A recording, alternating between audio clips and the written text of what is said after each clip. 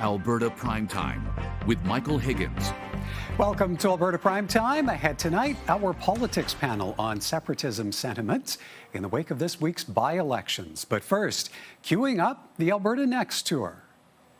If Alberta isn't satisfied with the number or kind of newcomers moving to our province, we may have the option to withhold provincial social programs to any non-citizen or non-permanent resident who does not have an Alberta-approved immigration status.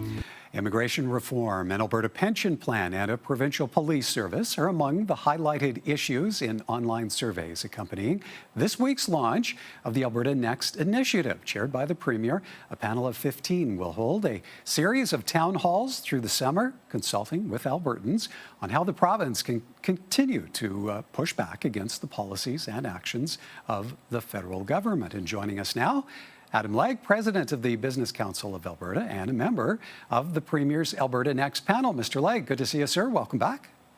Good to see you, Michael. Thank you so much. All right, so what makes this panel necessary and warranting of your involvement? Well, there's a need to restore what we are saying is fairness and functionality in the country. We have experienced a decade of federal policy overreach into provincial jurisdiction that has really harmed, frankly, Alberta and Canada's economic opportunities, job creation, federal and provincial tax revenue.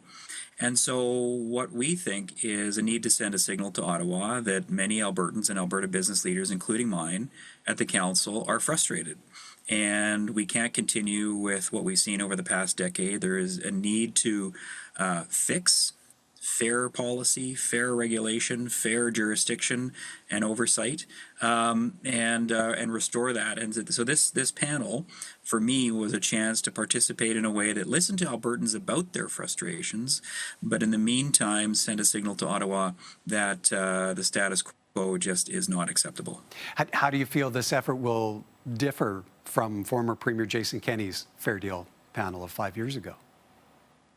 Well, in many ways, the Fair Deal panel identified a number of the things that we as an Alberta Next panel are going to be exploring with Albertans, but we're going to go a level deeper. We're going to hold a variety of very specific town halls on those very 6 specific options in front of Albertans, and then put forward recommendations that will then go to a referendum to Albertans in 2026. So I would say it's a natural evolution. It's a bit of the next phase of what Jason Kenney created on the Fair Deal process, and now it'll be about listening to Albertans and then putting it to a vote in next year. On those specific points, we use the Alberta Next website element of potential cut to supports for some newcomers to tee this up.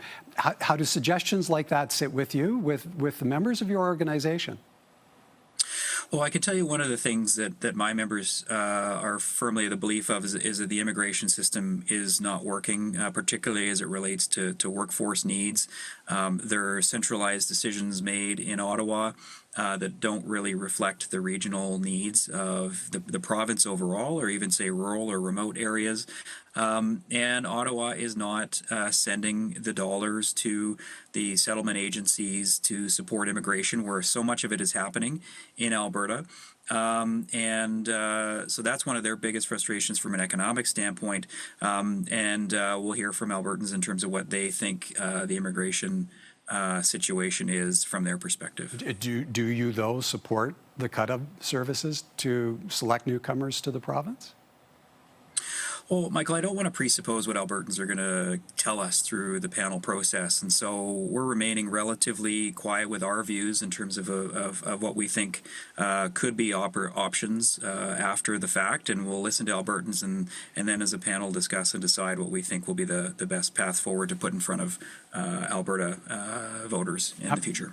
How much of an opportunity did you have to review the issues the government is focusing on here? Maybe even get a look at pre-survey video? Well, this panel's come together fairly quickly, and so we're working as closely as we can with the province. Some of this material has been put forward for review to the website. and we're in the process of working with the government to make sure we're all as informed and up to speed as possible. At the heart of this is the Smith government following up on responding to Canadians electing a federal Liberal government. Given how the highlighted issues align with the UCP's agenda, how do you weigh your involvement against political elements at play here? Well, as I was clear in my opening remarks at the press release, is that we're very firmly committed to working with Prime Minister Carney and his new government. We want to give them the benefit of the doubt. I believe he wants to make a stronger Canada and work with the provinces and figure out how to get things done in this country. We are very happy to hear his economic agenda, his ambition and drive to get things done. But we also recognize there's a limited amount of time that he has to be able to convince Albertans that he has heard them, he understands the issues. So in the meantime, we're quite happy to work with him, but we also need to be doing things in parallel and concert that understand what Albertans want the province to do to defend its interests and take greater control while remaining within a united Canada. And so we're going to be on a dual track focus from our perspective, but also I think this underscores the message to send to the Prime Minister that this is a time where Albertans are frustrated and he needs to take action and take action quickly. Now, these consultations are to lead to recommendations on possible referendum questions that Albertans would vote on next year. With that in mind, what is your hope for an outcome? What does this consultation process ideally achieve? In the grand scheme of things, I hope it restores fairness and functionality in the country, whereas we have an Ottawa that respects provincial jurisdiction, that it makes policy that respects what I call the fate of geography, that each province has unique strengths and assets and realities, and we don't try and do too much of a one-size-fits-all in the country. Things like the clean electricity regulations, the oil and gas emissions cap, etc., are not a one-size-fits-all for the country. So we need to be thinking more constructively about that, more productively about that, and to enable each province to play to their strengths. But at the ground level of the panel is to really hear what Albertans feel are the best options for us to exert control that are completely within our constitutional powers, and a province like Quebec already exercises many of those today, and what they want to see put forward in a referendum in 2026. So it's a big picture signal to Ottawa that there is a need for change, but it's also a local level initiative to understand what will Albertans want to do going forward to exert more of our own control of our future. And Adam, are you worried at all about a separation narrative maybe evolving out of these consultations? Well, it's very clear from the Premier, and it was a very clear requirement for me that this is not a panel about separation. That's not what this is about. It's about remaining within a united Canada. Now, clearly, there are going to be places that we go across the province where people will voice their frustrations, and I completely understand why Albertans are frustrated. But separation is not on our agenda. It is not going to be a recommendation going forward. It is literally off the table in terms of the work, but we do want to acknowledge and understand, take the time to hear Albertans out when they do take the time to come to a town hall in person, come to a town hall virtually, or complete a survey.